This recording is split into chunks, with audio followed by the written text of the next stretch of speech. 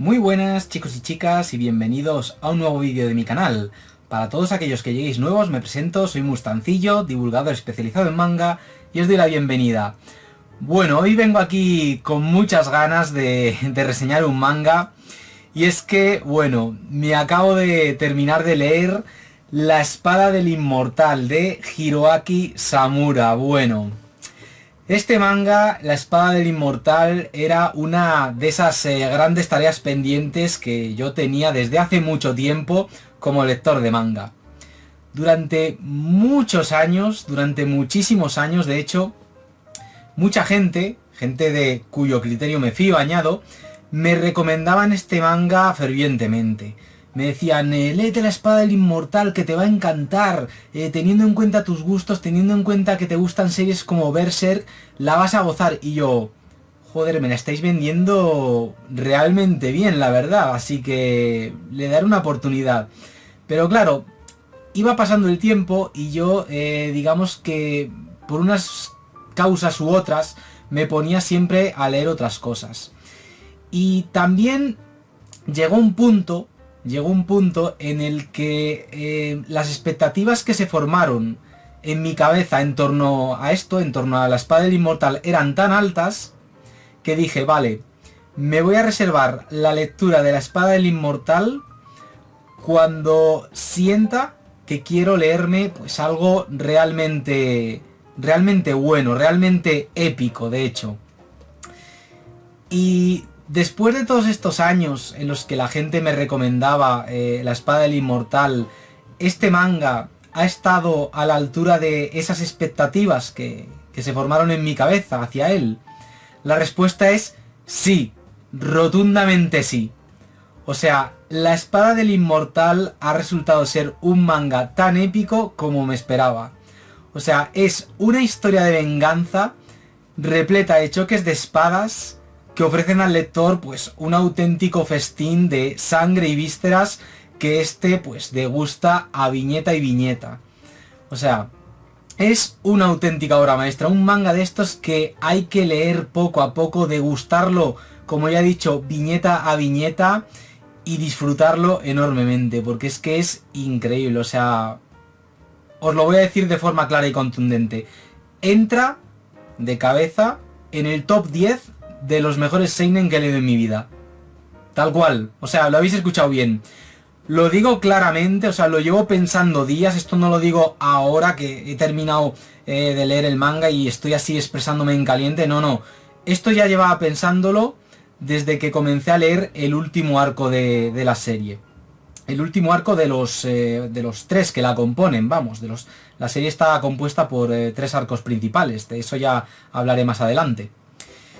Y bueno, es un manga que no me extraña que durante años pues la gente me lo recomendara tan fervientemente. De hecho, en la década de los 2000 recuerdo que este manga, La Espada del Inmortal, era de los seinen que más se recomendaban. De aquella eran tres los seinen que más se recomendaban. Eran Berserk de Kentaro Miura, Vagabond de Takehiko Inoue y La Espada del Inmortal. Y en los últimos años, en los últimos 10 años, digamos que se ha mantenido esa trinidad de seinen. Lo que pasa es que me he fijado que La Espada del Inmortal se ha visto sustituida por Vinland Saga. O sea, si en los 2000 se recomendaban Berserk, Vagabond y La Espada del Inmortal, en la década pasada y hasta la actualidad, pues lo que se recomiendan es Berserk, Vagabond y Vinland Saga. Yo pienso que si en los últimos años no se recomienda tanto La Espada del Inmortal como en la década de los 2000, es básicamente porque es una obra que ya está acabada. Y claro, cuando ya está acabada, pues uno se hipea menos, teorizando sobre el posible final de la serie, se habla menos de ella, ¿sabéis? Yo pienso que es por eso, porque en cuanto a calidad, vamos, nada que envidiar a Berserk de Kentaro Miura. De hecho, voy a hacer un paralelismo bastante acertado y en absoluto gratuito. Y ese paralelismo es el siguiente. Atentos. La Espada del Inmortal es a Berserk lo que Sekiro a Dark Souls. Este paralelismo, como ya he dicho, pues no lo hago de forma gratuita. Y es que tanto La Espada del Inmortal como Berserk fueron dos mangas que influenciaron poderosamente a esto, a Hidetaka Miyazaki, el creador de la franquicia Dark Souls y también de Sekiro. Y también se nota la influencia de la espada del inmortal no solo en Sekiro, sino también en esto, en Bloodborne, por el tema de las armas, esa gran variedad de armas tan pintorescas, tan curiosas, y también por la forma de atacar que tiene el protagonista de este manga, Manji, aquí en portada. El protagonista tiene la peculiaridad de que es inmortal, o sea, ese es el elemento fantástico que tiene esta serie, que el protagonista es inmortal. Y claro, al ser inmortal pues tiene una forma de atacar, una forma de combatir bastante similar a la que tenía el jugador en el videojuego Bloodborne de Hidetaka Miyazaki.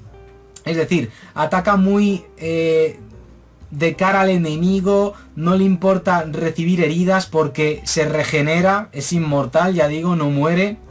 Y eso, bueno, pues también es algo que nos encontrábamos en el Sekiro, el hecho de tener a un protagonista inmortal y, como decía antes, pues eso, la variedad de armas, las formas de combatir que son bastante curiosas. Es una serie que, ya digo, si os gustó Berserk y buscáis algo parecido en cuanto a calidad, pero en oriental, es decir, pasamos de la ambientación medieval europea a japonesa, la espada del inmortal, o sea, de verdad, leer la espada del inmortal, o sea, ahora estoy comportándome exactamente igual que esas personas que durante muchos años me recomendaron este manga, y es que ahora, de verdad que les entiendo muy bien, les entiendo muy bien. Para mí, la espada del inmortal ya ha pasado a ser uno de los imprescindibles, uno de esos mangas que pienso que deberían estar en toda buena mangateca que se precie, y además bien cerquita de Berserk, tal cual. En fin, la espada del inmortal es, pues al igual que Berserk, un seinen. Esto yo creo que queda claro solo con ver las portadas que es un manga dirigido a un público adulto. Es un manga que se publicó entre 1993 y 2012. O sea, un manga cuya publicación duró 19 años, casi nada. Este manga pues se serializó en las páginas de la revista Afternoon, que es una revista de demografía seinen dirigida a un público adulto, de la cual, bueno, pues han salido obras como Parasite, Mushishi, Blame o pues la citada Vinland Saga.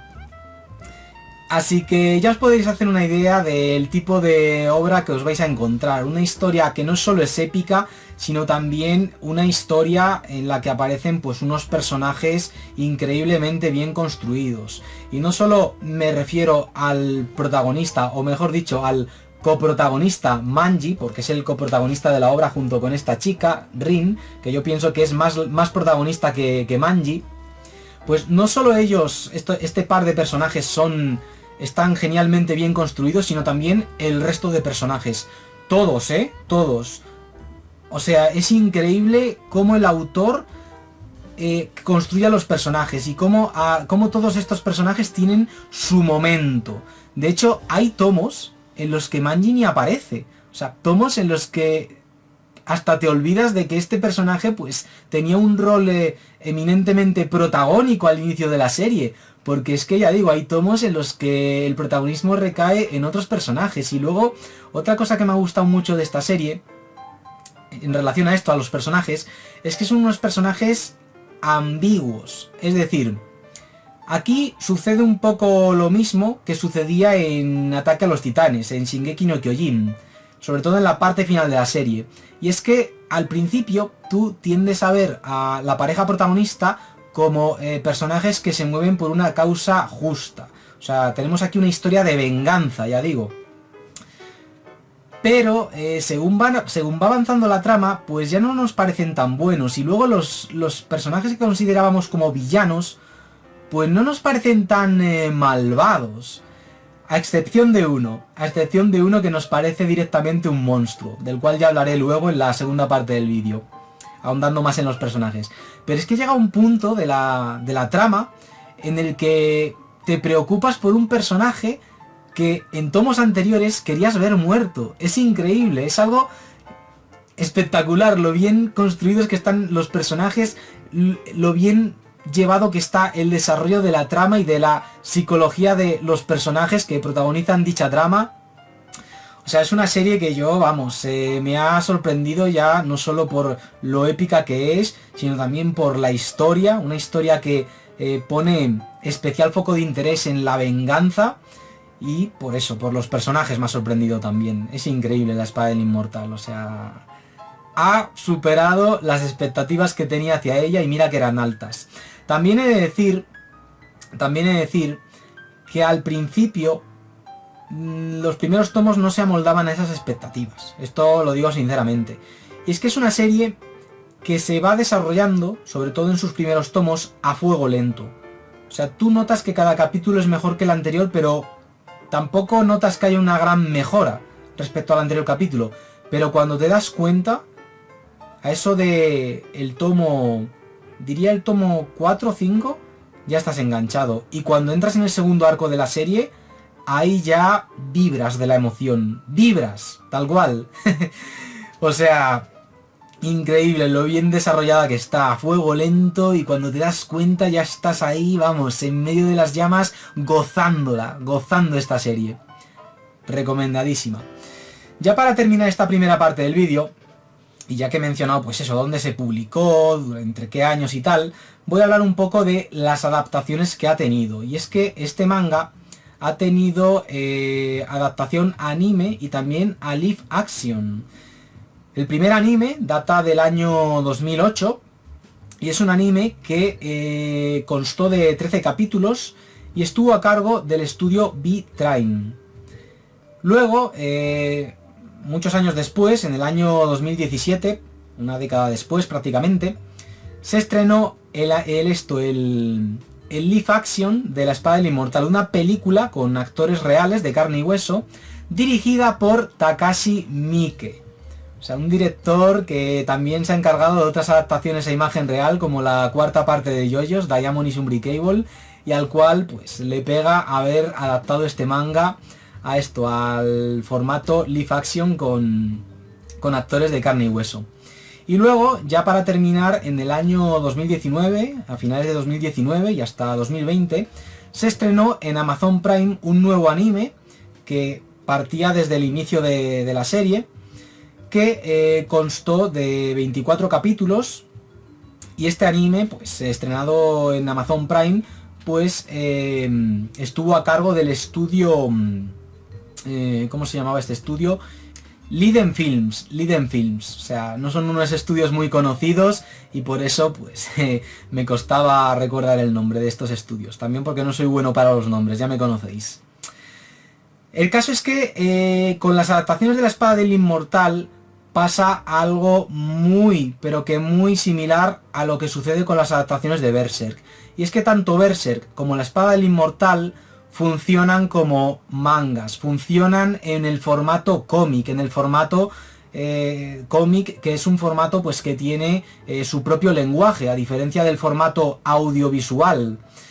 Y claro, tanto Berserk como La Espada del Inmortal pues tienen sí adaptaciones a anime, que no digo yo que sean malas, tienen sus puntos positivos y tal, hay gente que las disfruta de hecho, pero no funcionan tan bien como en el formato original. Esto es así. Y es que estamos ante dos obras a cargo de dos grandísimos autores. O sea, tanto Kentaro Miura, el autor de Berserk, como Hideaki Samura, el autor de La Espada del Inmortal, son autores con un estilo muy, pero que muy característico, con una forma de contar historias que se amolda perfectamente al formato cómic. Y claro, cuando son adaptadas a otro medio, pues ya uno ve que han perdido mucho. Para empezar, el increíble arte de ambas series pues se pierde por el camino. Son muy difíciles de adaptar. Hombre, con un presupuesto desorbitado, pues se podrían adaptar de una forma increíble, pero claro, estamos hablando de un presupuesto, vamos, astronómico, o sea, estratosférico. En fin, gente, bueno, pues dicho esto, vamos ahora ya a hablar de la espada del inmortal, de lo que es la trama, de lo que es la premisa argumental, de los diferentes arcos que la componen, sin entrar en spoilers. No quiero spoilear la serie, y si siento que me adentro en terreno spoilers, aviso, tranquilos que aviso, siempre lo hago.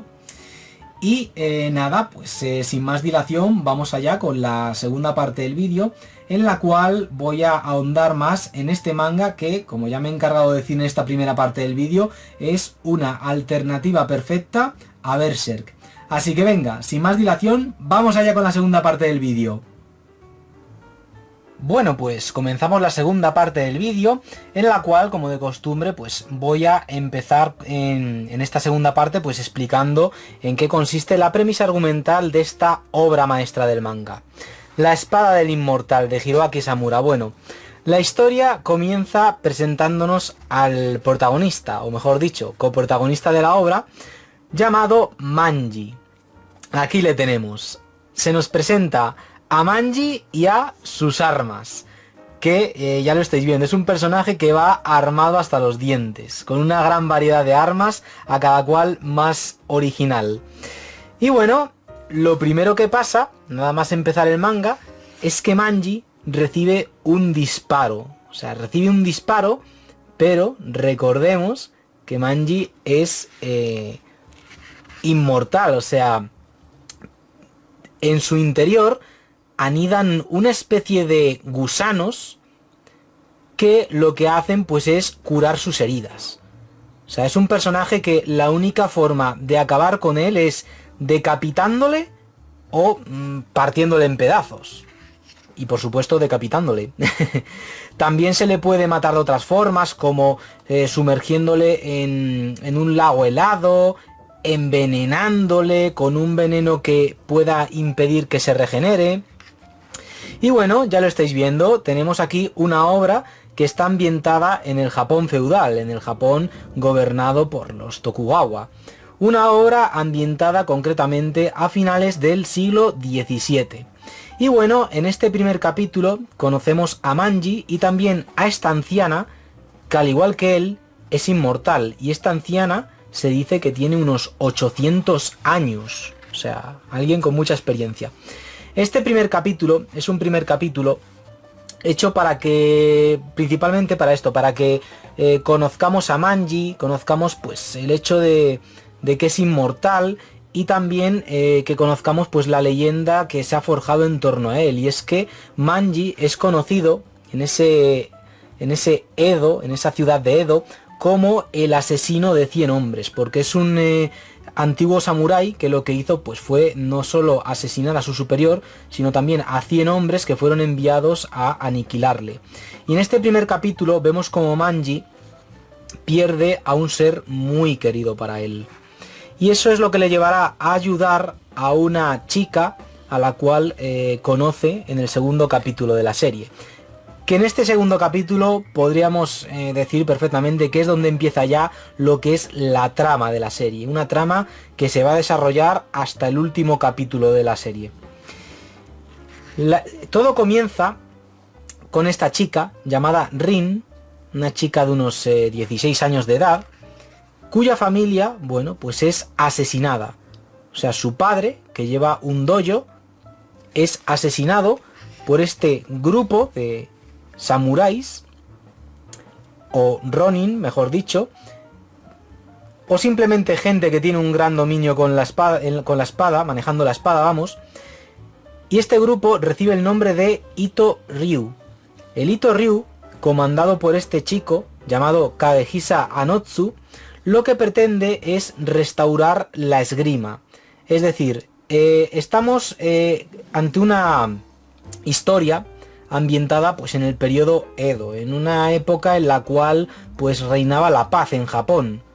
Y claro, se estaban perdiendo pues ese espíritu guerrero, ese espíritu samurái que caracterizó pues a los grandes guerreros de la antigüedad, a los grandes guerreros que combatieron en el Japón del periodo de las guerras civiles previo al shogunato Tokugawa. Y claro, este personaje, Kagehisa Sanotsu, quiere pues restaurar las antiguas costumbres samuráis. También se rigen por un código como el hecho de que en ningún combate de cada uno de estos miembros se tiene que entrometer otro, es decir, que los combates se han de librar de uno en uno, entre otras cosas. Y bueno, Kagehisa Sanotsu le comenta al padre de Rin, antes de asesinarle, que él es el nieto del antiguo compañero del abuelo del padre de Rin. Y el abuelo de Kagehisa Sanotsu fue expulsado de ese dojo y está ahí un poco pues para vengarse, para dar carpetazo a ese anhelo que tenía su abuelo de acabar con ese dojo. O sea, es un momento de la trama en el cual pues Hiroaki Samura nos hace reflexionar sobre cómo a veces el rencor se hereda no ya de padres a hijos, sino de abuelos a nietos. Y aquí se nos explica todo. El caso es que la banda de Kagehisa Sanotsu, el grupo conocido como Ito Ryu, lo que hacen pues es asesinar a la familia de Rin. Rin es la única superviviente y esta chica, bueno, pues está consumida por la venganza. Dice: le mataron ante mis ojos. Le comenta a esta anciana lo que le sucedió. Y esta anciana, bueno, pues es la anciana inmortal a la cual habíamos visto en el primer capítulo. Y eso lleva a Rin a conocer a Manji. Y Manji, bueno, pues conoce a Rin y decide convertirse en el guardaespaldas de esta chica. Ese va a ser el nuevo objetivo de Manji. Bueno, el objetivo que va a mantener durante toda la serie. O sea, en este momento, a partir de este momento, digamos que Manji, más que ser el protagonista de la obra, se convierte en el brazo ejecutor de esta chica, de Rin, a la cual, en un principio al menos, podríamos considerar como la protagonista de la obra.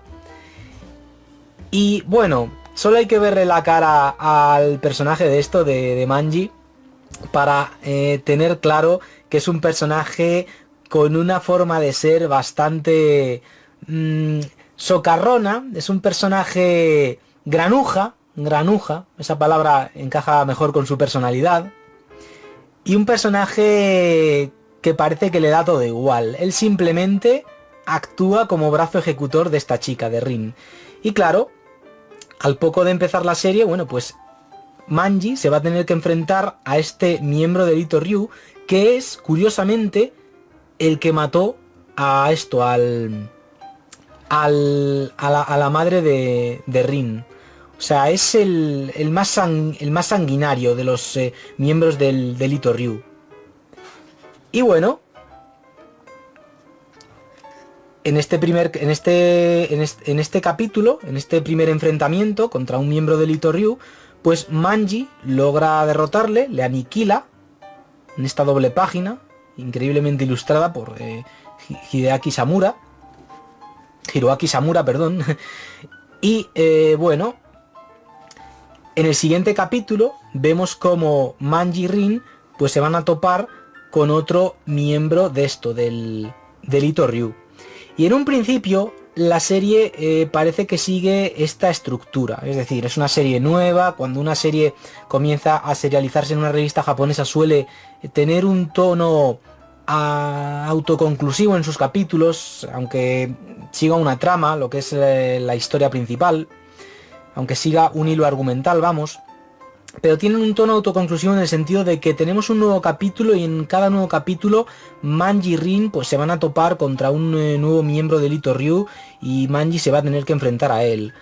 Por ejemplo, en este capítulo pues Manji va a combatir contra este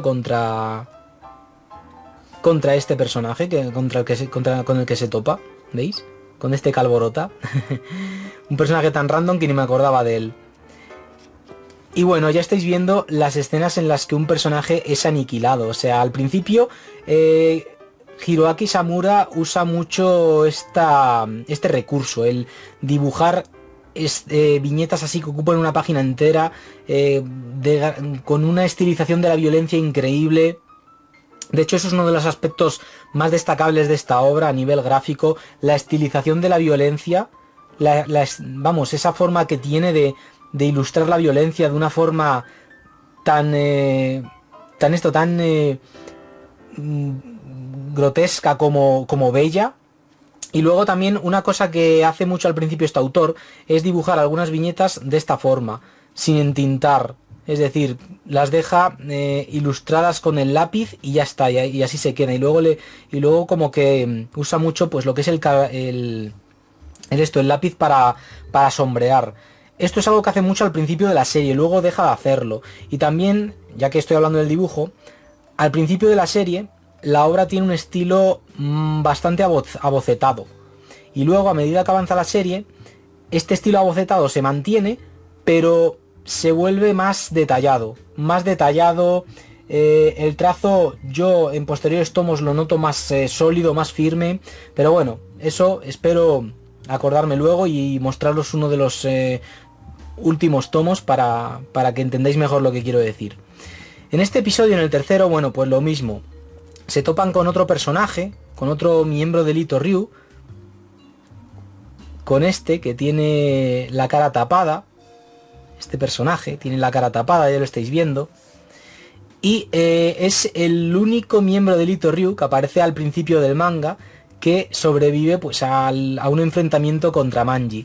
Y es un personaje que a medida que avanza la serie pues nos vamos a ir encariñando con él, le vamos a ir conociendo mejor y al final pues va a pasar lo mismo que con el resto de personajes, que los personajes que al principio nos parecían unos villanos, entre ellos Kagehisa Notsu, pues no nos van a parecer tan malvados, simplemente nos van a parecer gente con sus ideales y diréis, pero han matado a la familia de Rin. Y es que ahí está lo interesante de esta historia, que cuantos más capítulos pasan, cuantos más cadáveres deja detrás de su camino Manji y Rin, pues ambos, sobre todo Rin, porque Manji es consciente desde un principio, a fin de cuentas venía de matar a 100 hombres, Rin se da cuenta de que su sed de venganza está dejando pues un auténtico reguero de cadáveres detrás de sí.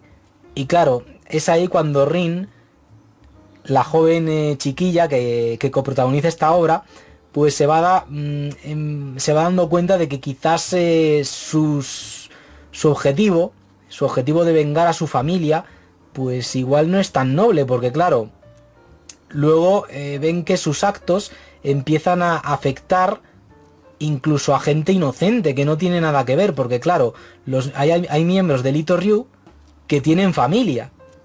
Y claro, ella está haciendo lo mismo que hizo pues este personaje, lo mismo que hizo Kagehisa Notsu, el líder del Ito Ryu.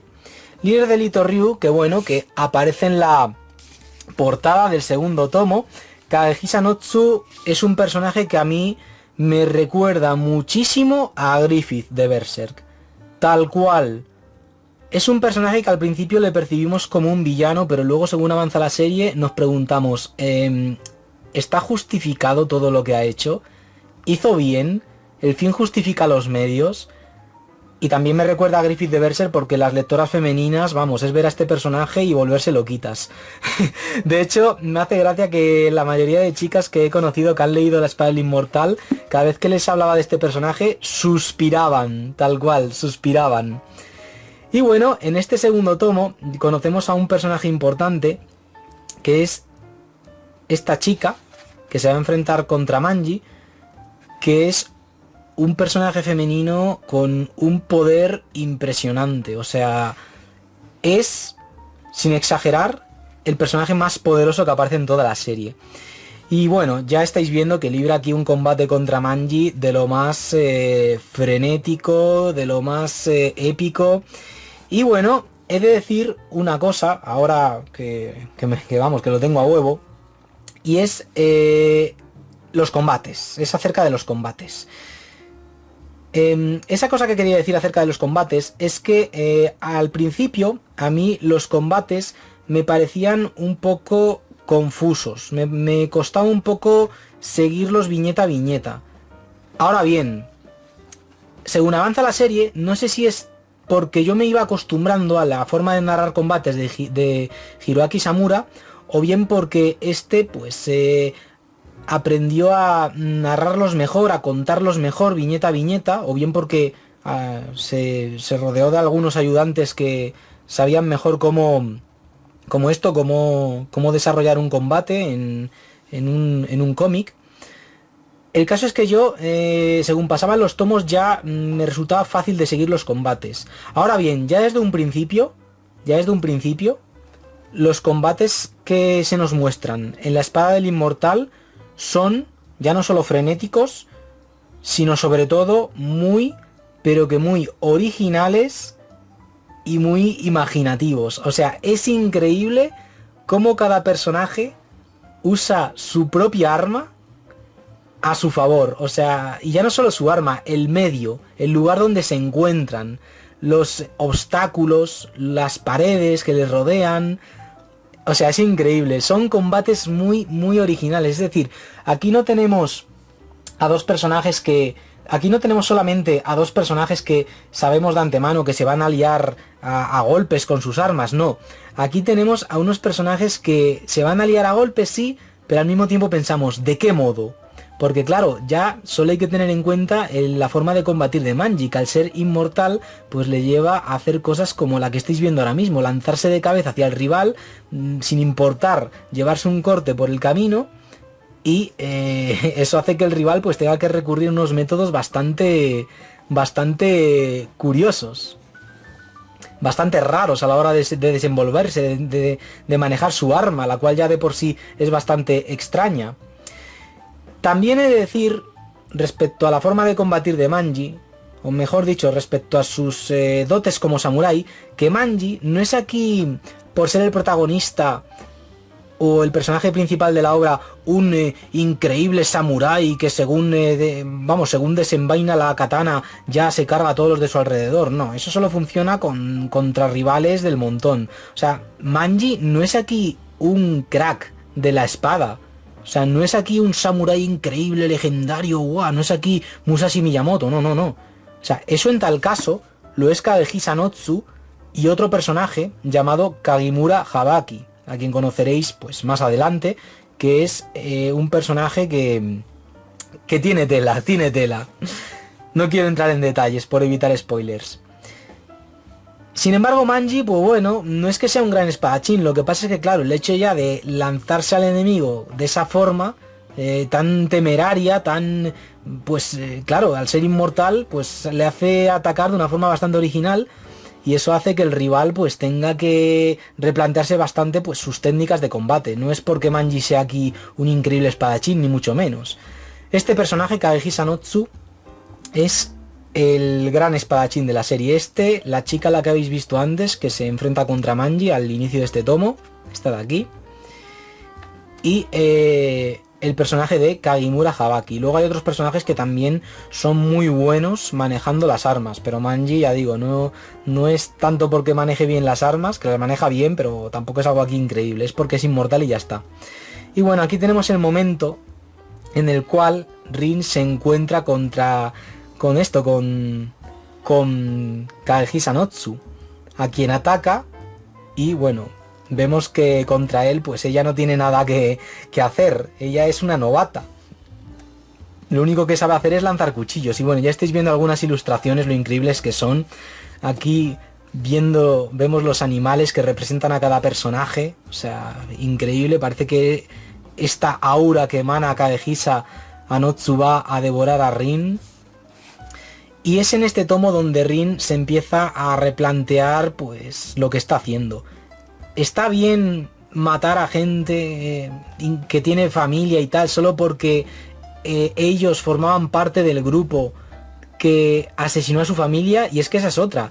El personaje que mató a sus padres le matan al principio del manga, en el tomo 1. O sea, ¿qué sentido tiene ya seguir ese camino? ¿No se está haciendo daño a ella misma? Y es muy interesante, y eso pues la lleva a separarse de Manji y tomar ese camino de venganza por sí sola. Pero Manji, claro, es el guardaespaldas de ella, hizo un trato con ella, no puede abandonarla tan fácilmente. Luego, a medida que avanza la serie, ya al poco de empezar, notamos que cada enfrentamiento dura más capítulos. Antes, pues teníamos una estructura de nuevo capítulo, nuevo enfrentamiento, con un nuevo rival. Pues aquí ya tenemos un tomo en el cual conocen a un nuevo miembro del Itoryu, este personaje, este de aquí, contra el que van a estar enfrentándose bastante tiempo. El resto del tomo. Otra cosa a destacar son los escenarios, es decir, el autor Hiroaki Samura dibuja unos escenarios increíbles que te transportan perfectamente a esa época de Japón. O sea, tú leyendo este manga sientes hasta el olor de la madera, sientes el olor de los tatamis en el suelo, o sea, es increíble. Y ya estáis viendo el arte, y el arte, ya digo, no para de mejorar. O sea, a medida que avanza la serie, el arte de Samura se va volviendo más detallado, más sólido el trazo, ya digo. Y bueno, luego, en el tomo 3, podríamos decir que es un tomo donde ya comienza pues lo que es el primer arco. O sea, los dos primeros tomos era como una introducción, pero el primer que forman parte del primer arco, pero el primer arco en sí, lo más importante del inicio de la serie comienza aquí, en el tercer tomo, que es un tomo, voy a mover estos tomos aquí a un lado, es un tomo en el cual entra en escena un grupo llamado el Mugai Ryu. O sea, un grupo formado por unos personajes que, bueno, pues entre ellos se encuentra esta chica de cabellos rubios, y estos personajes que componen ese grupo llamado Mugai Ryu, entre los que también se encuentran este otro personaje que aparece en la portada del tomo 7, este personaje con la cabeza totalmente afeitada y gafas de sol redondas, pues ese grupo, el Mugai Ryu, es un grupo que tiene como objetivo el mismo que Rin, acabar con Kagehisa Notsu. ¿Por qué? No lo sabemos. El caso es que es un grupo formado por delincuentes, por gente condenada. ¿Por quién? Por el gobierno. O sea, gente condenada por el gobierno por sus crímenes. Y claro, entre ellos se encuentran personajes como este, llamado Shira, este personaje, que es un monstruo. O sea, es el único personaje que sabemos 100% seguro que es un auténtico villano despreciable a quien le gusta hacer el mal por simple placer, es decir, maldad pura, maldad pura. Y si queréis ver hasta qué punto es capaz de llegar, bueno, pues solo hay que ver este capítulo en el que se nos presenta y ver lo que le hace a Rin. Ya veréis, y seguro que no es lo que estáis pensando. O sea, es un monstruo. Y además es un personaje que se amolda perfectamente al dicho de mala hierba nunca muere. Ya veréis, ya. Increíble. Y bueno, aquí pues vemos cómo Manji hace una alianza con los miembros del Mugai Ryu. Con esta chica de cabellos rubios, con este calvo. Y por otro lado vemos cómo las tramas, lo que es las historias la historia de cada personaje pues se van entrelazando. Es decir, vemos que a este miembro del Itoryu, al cual conocíamos en el primer tomo, pues ha sufrido un duro golpe, y es que su amada, que se prostituía en Edo, pues ha sido asesinada. ¿Por quién? Por Shira del Mugai Ryu, que ahora se ha aliado con Manji. O sea, vemos cómo las historias de cada persona, la historia de cada personaje se va entrelazando con la historia de otro personaje. Es algo que me encanta, cómo las historias de los personajes se van entrelazando unas con otras. Y claro, a medida que avanza la serie, pues digamos que cada personaje tiene más protagonismo que otros. Y hay tomos en los que Manji ni siquiera sale. Tal cual, hay tomos en los que Manji ni siquiera sale, que es como... Ah, esto, vamos, había olvidado que era el protagonista. Con Manji, con esta serie, pasa un poco lo que sucedía en Dorohedoro. Es decir, con Manji pasa un poco lo que sucedía con Caimán en Dorohedoro, que al principio pues sí, le tenemos como el protagonista, como un personaje bueno, porque a fin de cuentas es el protagonista, pero luego según avanza la serie, pues el protagonismo recae en otro personaje o grupo de personajes, como es el caso del Mugai Ryu. Y claro, eso hace que la serie sea bastante interesante, porque no es todo el rato aquí el protagonista, todo gira en torno a él soluciona todo, no, para nada. Es increíble lo bien hecha que está esta serie, cómo el protagonismo va pasándose de unos personajes a otros y todo, vamos, con un arte increíble. ¿Recordáis lo que os decía? Que el arte de Samura va volviéndose cada vez más detallado. Bueno, pues aquí tenéis un buen ejemplo de lo que os estaba diciendo. Fijaos, o sea, es increíble, es espectacular. O sea, esta es una serie increíblemente bien ilustrada. Una serie además con momentos muy bestias, muy badass, como digo yo. Y que os recomiendo fervientemente. El primer arco dura del tomo 1 al 6. Luego, el segundo arco de la serie comienza en el tomo 7, el cual yo considero una especie de prólogo a lo que es el segundo arco en sí. Porque el segundo arco, la parte interesante de dicho arco, comienza aquí, en el tomo número 8. Y los tomos número 8... número 9 y número 10, los cuales componen el segundo arco de la serie, vale, estos tomos fueron aquellos en los que ya la serie me atrapó pero a lo bestia. O sea, yo estos tomos, los tomos del 8 al 10, os lo juro, los estaba gozando tanto como la primera vez que leí La Edad de Oro de Berserk. He hablado, o sea, lo he dicho así de claro. Te presentan a nuevos personajes, como por ejemplo esta chica, que proviene de lo que es el actual Hokkaido, o sea, es una Ainu. Y estos tomos, los tomos del 8 al 10, componen lo que son el arco del experimento. Un experimento que gira en torno a la inmortalidad de Manji, y unos tomos en los que vemos una crueldad humana estratosférica, o sea, estratosférica. Pero son unos tomos increíblemente bien hechos en los que el protagonismo recae ante todo en Rin, aquí en portada, en Rin, y en esta otra chica que termina convirtiéndose en su compañera. O sea, esa es otra cosa que quería comentar, los personajes femeninos. De hecho, al inicio del siguiente arco, del tercer y último arco, en la portada del tomo 11, tenemos a este otro personaje femenino en portada. Y es que quiero hablar de un poco de eso, de los personajes femeninos. Esta serie tiene unos personajes femeninos que me encantan. Al igual que los masculinos, perfectamente bien construidos, con gran profundidad psicológica, en sus motivaciones, en su desarrollo, a medida que van pues afrontando desafíos. Y es increíble, o sea, es increíble. Es uno de los mangas con mejores personajes femeninos con los que me he topado. Y por eso no me extraña que esta serie le guste tanto a chicas como a chicos. Tanto mujeres como a hombres. Aunque bueno, a las mujeres todo se ha dicho, les gusta mucho también esta serie por el personaje de Kage Hisanotsu. Que como ya decía antes, muchas suspiran por él. Y eso, el tercer arco de la serie comienza en el tomo 11 y ya se prolonga pues a través del tomo 12, del 13 que tengo aquí al lado, del 13, 14.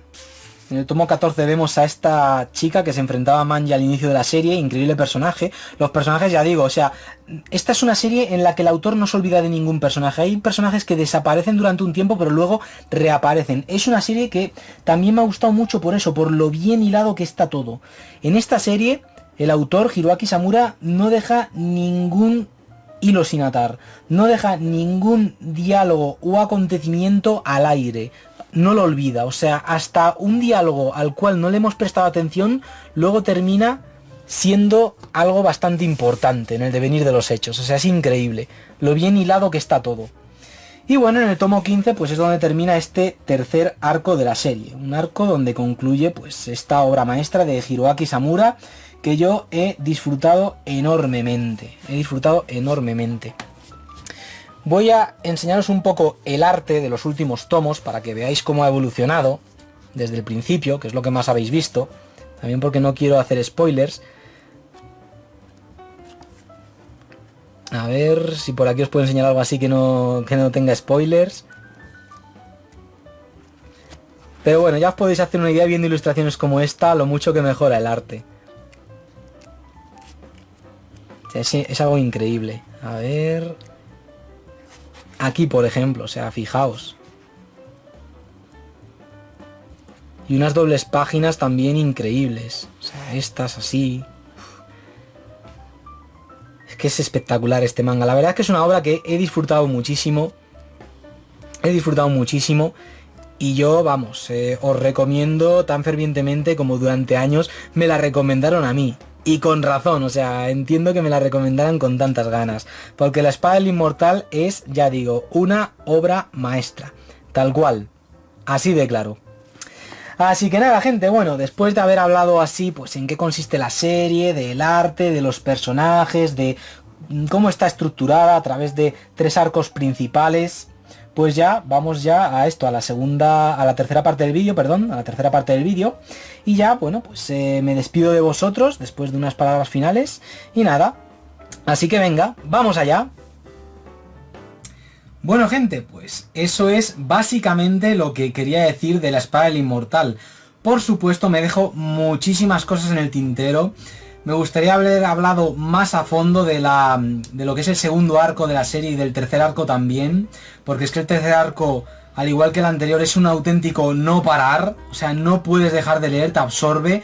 De hecho, te sienta mal tener que dejar de leer.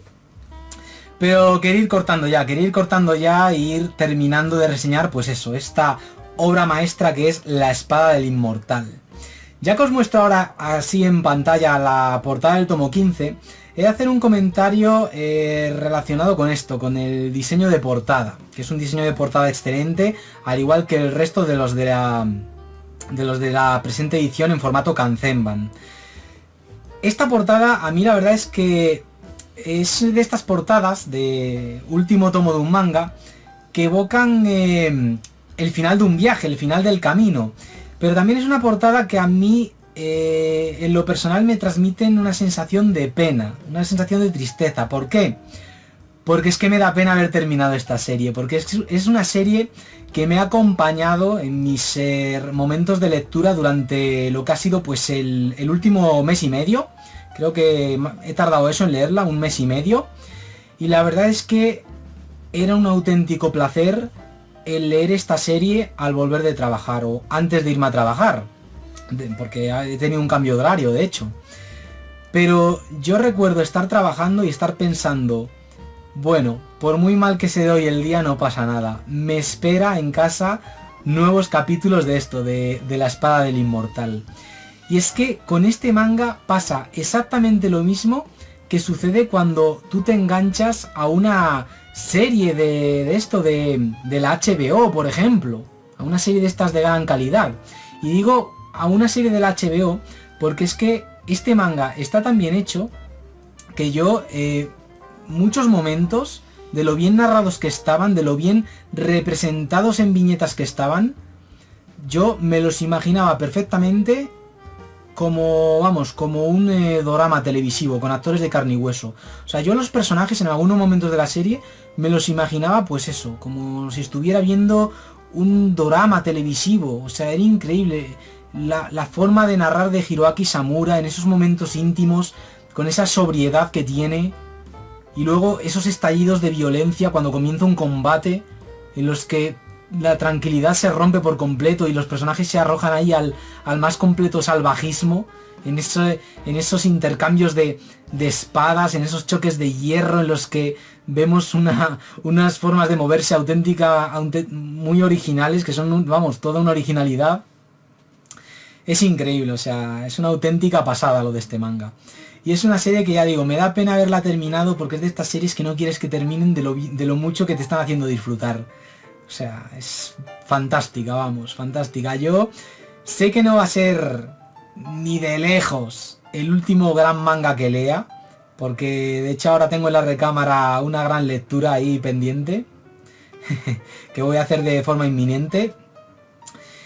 Pero vamos, que es de estos mangas que vamos, que metes en un top 10 de cabeza. Y ya lo he dicho, lo he incluido en el top 10 de los mejores seinen que he leído. Si lo hiciera ahora, ese top 10, que ya hice aquí unos meses en el canal, pues incluiría La Espada del Inmortal, tal cual. Así que nada, gente, pues dicho esto, poco más me queda que añadir. Bueno, siempre podría decir más cosas, pero no quiero entrar en spoilers.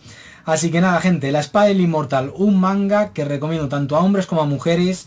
Un manga increíblemente épico, artísticamente excelente, con una narrativa increíble que hace, como acabo de decir, que te imagines algunos momentos como si fueran un drama televisivo, una serie de imagen real, de estas de la HBO y tal. Y que os recomiendo, como me recomendaron a mí, fervientemente.